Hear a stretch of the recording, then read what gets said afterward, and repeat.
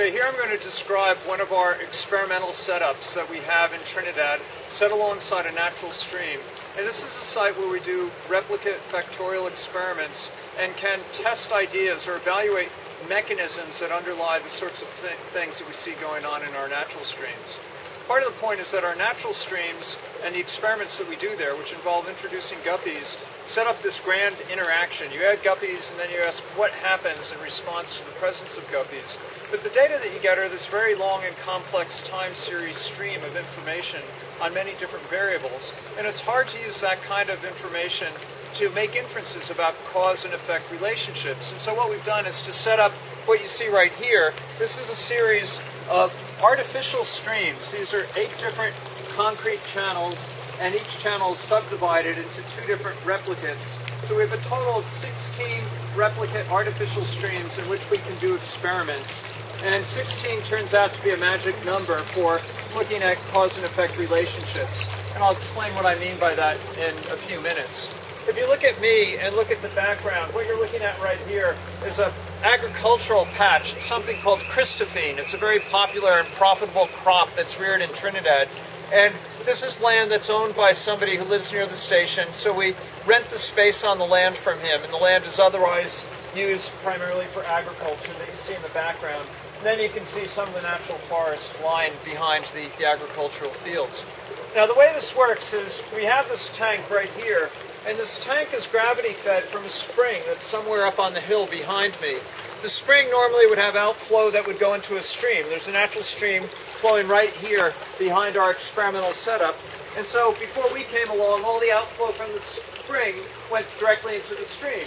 What we do instead is we divert some of that outflow so that it fills this tank, and then from this tank we then feed water to all of our experimental setups. And each one of these channels is plumbed independently. It has a valve that we can adjust independently to adjust the amount of water that goes through the valve. And in that setting, we can do a number of different types of experiments. Now, one of the kinds of experiments that we do here is where we address whether or not there's a difference between guppies that are adapted to high versus low predation environments and the impacts that they have on their ecosystem, on their surroundings.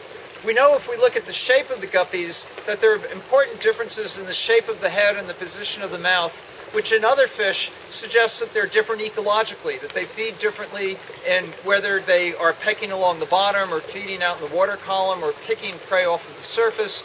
But also in other fish it's suggested that they have different diets. And what that would mean is that as a guppy, a high predation guppy adapts to a low predation environment, it might actually change the way it utilizes its resources, and that could in turn change the structure of the habitat in which they're found. And this is part of what we're looking for in the study, because we're interested in the interaction between ecological and evolutionary processes. So the idea is that as a guppy evolves and adapts to its new habitat, it changes how it uses the habitat, which could change the structure of the ecosystem, which then in turn could feed back on the kind of selection that the fish experience.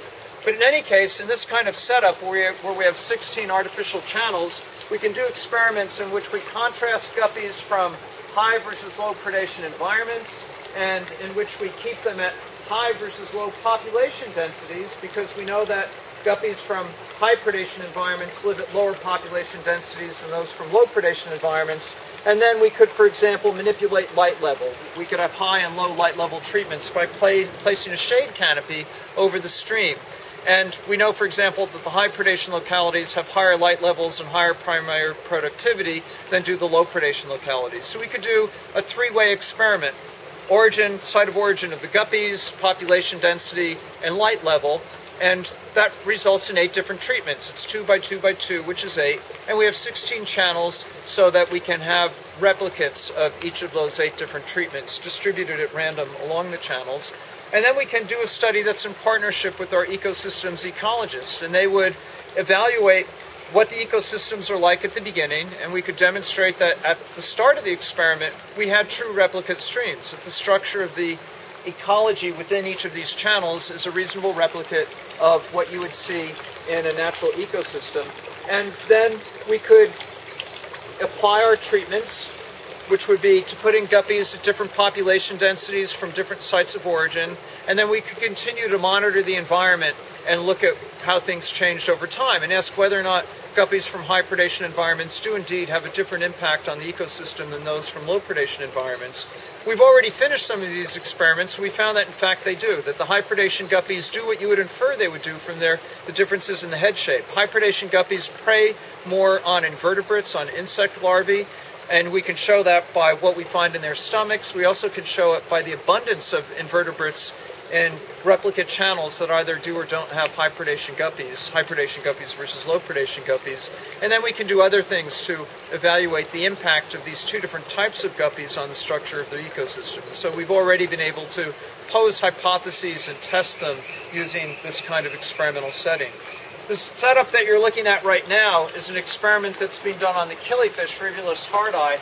And in this case, what we're modeling is not an active stream, but instead we're modeling a backwater, the pools that form on the sides of streams when they overflow, because that's a favorite habitat of the rivulus. And so what you're seeing now is not a clear running stream with a gravelly bottom as much as a still pool which would have a lot of sediment accumulated in it, which is the kind of habitat in which rivulus find themselves. But also one of the things we're looking at in this particular experiment is the interaction between rivulus and guppies. So some of these containers will have just the killifish, some will have the killifish plus the guppies, and in that kind of setting we'll be able to ask some questions about what the impact is of guppies on the killifish, since we have other data done on natural streams in which we have an implication that there are such interactions. But the main point is to understand how we can get at mechanistic interactions in this particular kind of setting. We already knew that high and low predation guppies differed in body shape. We knew that if we went out to a natural locality and collected high predation guppies and looked in their stomachs, that what you found in the stomachs was different from what you would find in the stomach of a guppy from a low predation locality that was collected and preserved on site. But we don't know if that's because the guppies differed in how they foraged or if there were differences in what kind of food was available for them to eat. Here we can put them in channels where we know that what's available to them is identical, and then we can ask more critically whether or not there really are differences between them and their preferences, and find out whether or not those differences and preferences feed back on what the structure of the ecosystem is. And that's a step that we've already accomplished here. We've shown that the guppies really do differ in what they prefer to eat, and that a consequence of those differences is that you get a change in the structure of the ecosystem. High predation guppies eat more invertebrates. Invertebrates happen to feed on algae that grows on environmental surfaces, so that when a high predation guppy is there, you actually get more algal accumulation than when a low predation guppy is there, because they're eating the things that eat the algae, and by removing the invertebrates that eat algae, there's an increase in the algal abundance on the environmental surfaces. So that's the kind of mechanistic question that we can ask here, and in that way we can complement the kind of information that we get when we look at the focal streams and we collect a time series of data over a prolonged period of time, over a period of years.